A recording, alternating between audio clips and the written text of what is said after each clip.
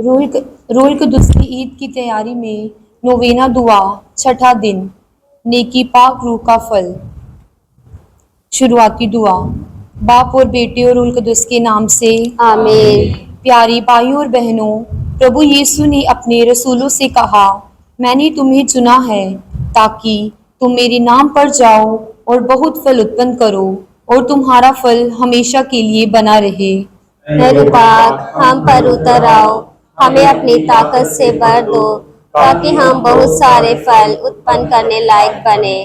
हम अपने जिस्मानी और रूहानी तब्दीली के लिए रूह कुदस से मदद मांगे।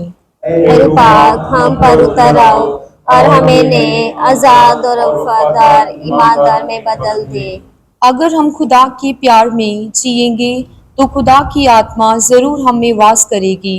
मेरे पाक हम पर उतर आओ और हमारे दिलों को प्यार करने लायक बना दे।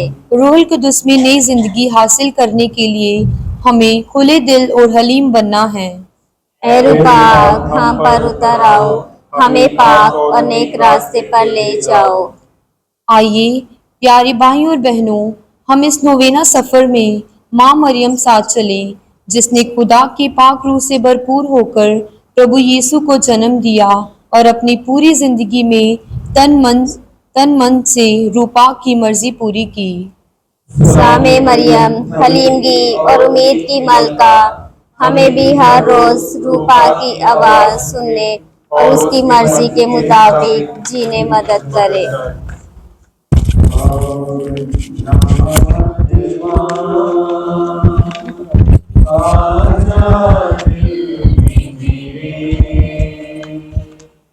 शांति मुझे दे दे,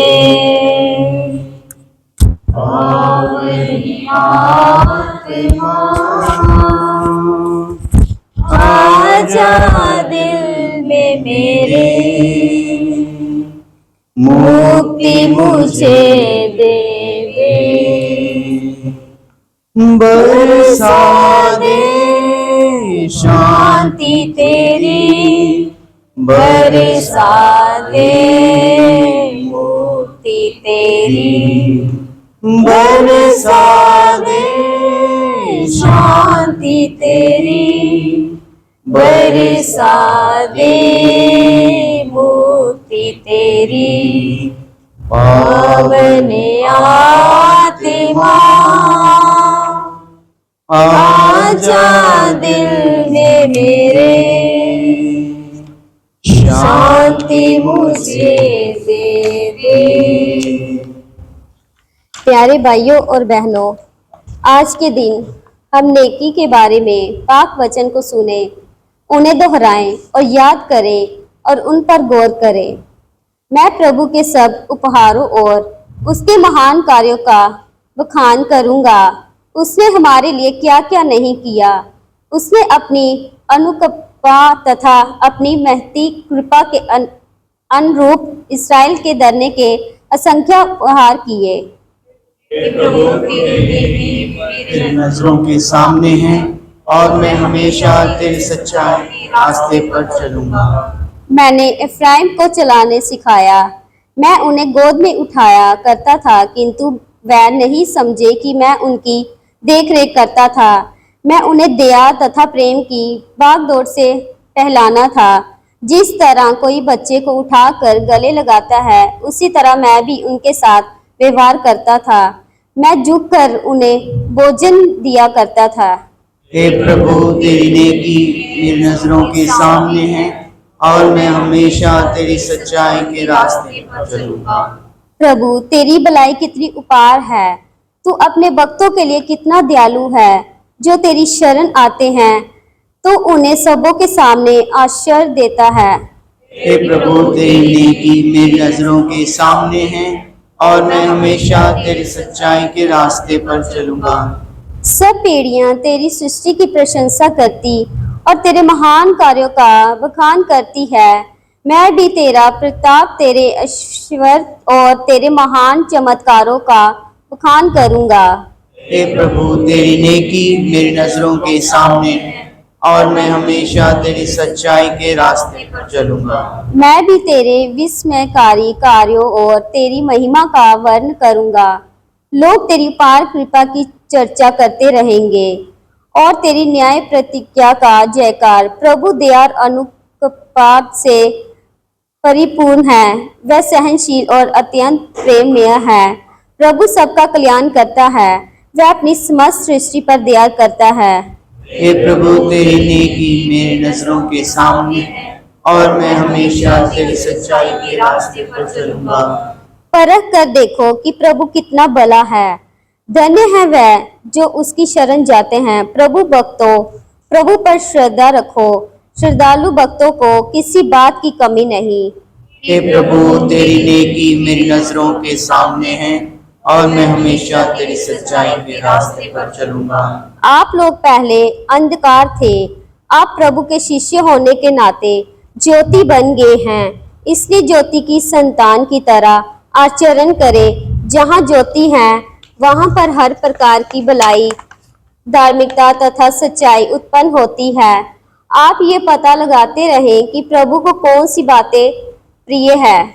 हे प्रभु, तेरी नेकी मेरी नजरों के सामने है और मैं हमेशा तेरी सच्चाई के रास्ते पर चलूंगा। भाइयों, मुझे हर विश्वास करो कि आप लोग सद्भाव और हर प्रकार से के ज्ञान से परिपूर्ण होकर एक दूसरे को सत्य परामर्श देने योग्य है। हे प्रभु, तेरी नेकी मेरी नजरों के सामने है और मैं हमेशा तेरी सच्चाई के रास्ते पर चलूंगा। संत मार्कुस के अनुसार पवित्र सुसमाचार अध्याय 7 पद संख्याएं 32 से 37। लोग एक बहरे गूंगे को उनके पास ले आए और उन्होंने ये प्रार्थना की कि आप उस पर हाथ रख दीजिए। यीशु ने उसे भीड़ से अलग एकांत में ले जाकर उसके कानों में अपनी उंगलियां डाल दी और उसकी जीभ पर अपना थूक लगाया। फिर आकाश की ओर आंखें उठाकर उन्होंने आह भरी और उससे कहा, एफेता, अर्थात खुल जा। उसी क्षण उसके कान खुल गए और उसकी जीभ का बंधन टूट गया, जिससे वह अच्छी तरह बोला। यीशु ने लोगों को आदेश दिया कि वे ये बात किसी से नहीं कहें, परंतु वे जितना ही मना करते थे, लोग उतना ही इसका प्रचार करते थे। लोगों के आश्चर्य की सीमा न रही।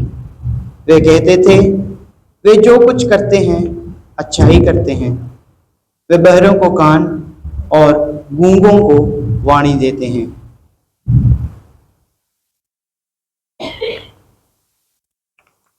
ये खुदा की पाक अंजील है।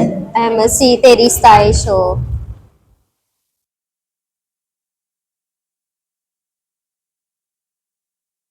आइए हम संत मैक्सिमिलियन कोल्बे की रूहानी गवाही सुने। प्यारे भाइयों और बहनों, खुदा की नेकी और उसकी महानता पर विचार करें। खुदा ने ना सिर्फ दुनिया को बनाने में और सब कुछ हमारे लिए तैयार करने में नेकी और महानता दिखाई, बल्कि आपको और मुझे बनाने में और हमें आज तक संभालने में और हमारी गलतियों और बुराइयों के बावजूद हमें प्यार करने में, हमें माफ़ करने में और हमारे साथ सब्र करने में अपनी महानता दिखाई है। और खुदा हम सबको बुलाता है कि हम अपने अंदर छुपे हुए खुदा की नेकी और उसकी महानता को अपनी ज़िंदगी में जाहिर करें और उसे जीने के लिए ठोस कोशिश करें। जैसे अगर आग के नज़दीक चीज़ों को नहीं लाते, उन्हें आग नहीं लगती, वैसे ही हमें भी खुदा के समंदर जैसा नेकी को समझकर उसके नज़दीक जाना ज़रूरी है, ताकि हम भी उसके समान नेकी से भरपूर हो जाएं। खुदा ने आपको आपकी इस हालत में, यानी परिवार में, खुदा की सेवा में या और कोई काम, इज्जत और पहचान में बुलाया है, क्योंकि आपके लिए उसकी योजना नेक और खास है, और ये सब सिर्फ अपनी नेकी और रहम के कारण खुदा हमारे साथ करता है। हमारा आपसी प्यार और मेहरबानी का मतलब ये है कि हम खुदा के समान अपने रोज़ाना ज़िंदगी को उसके प्यार, उसके रहम, उसकी मेहरबानी और नेकी से भर दें, ताकि हमारी ज़िंदगी भी उसकी पाक मर्ज़ी के मुताबिक नेक और पाक बन सकती है।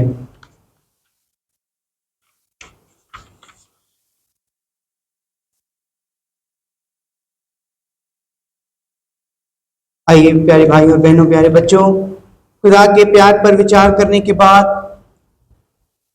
खुदा की नेकी पर विचार करने के बाद, आज की रूहानी तैयारी के अंत में अपनी सारी ज़रूरतों को, मतलबों को, रूहानी रुकावटों को खुदा के हवाले करें और एक दूसरे के लिए दुआ करें और कहें, ए हमारे बाप तू जो आसमान पर है, तेरा नाम पाक माना जाए, तेरी बादशाही आए, तेरी मर्जी जैसे आसमान पर पूरी होती है जमीन पर भी हो। हमारे रोजाना की रोटी आज हमें दे, और जिस तरह हम अपने कर्जदारों को बख्शते हैं, तू हमारे कर्ज हमें बख्श, हमें आजमाइश में न पड़ने दे, बल्कि बुराई से बचा। आमीन। सलाम ए मरियम, फैसल खुदावन तेरे साथ है, तू औरतों में मुबारक है, मुबारक है तेरे पेट का फल यीशु। ऐ मुकद्दसा मरियम, खुदा की माँ, हम गुनाहगारों के वास्ते दुआ कर, अब और हमारी मौत के वक्त। आमीन। जलाल बाप और बेटे और रूहुल कुदस का हो, जैसे कि इब्तिदा में था, अब हमेशा होगा। आमीन। हे परम दयालु कुंवारी मरियम, याद कर कि ये कभी सुनने में नहीं आया कि कोई तेरी मदद मांगने और अपनी विनतियों की सहायता खोजने तेरे पास आया और तुझसे साय छोड़ा गया हो। हे कुआरियों की कुआरी, हे मेरी माँ, इसी आशे से ही मैं तेरे पास दौड़ी आती हूँ और पापी के रूप में तेरे सामने खड़ी हूँ। हे परमेश्वर के शब्द की माँ, मेरे शब्दों को स्वीकार मत कर, पर बेअसन को सुन और उसे पूरा कर। आमीन। माँ मरियम कलीसिया की रानी, हमारे लिए दुआ कर। खुदावंद आपके साथ हो और आपकी रूह के साथ भी हो। कादरी पुत्री खुदा, बाप और बेटे और रूह कुदस की बरकत आप सब पर नाज़िल हो। आमीन।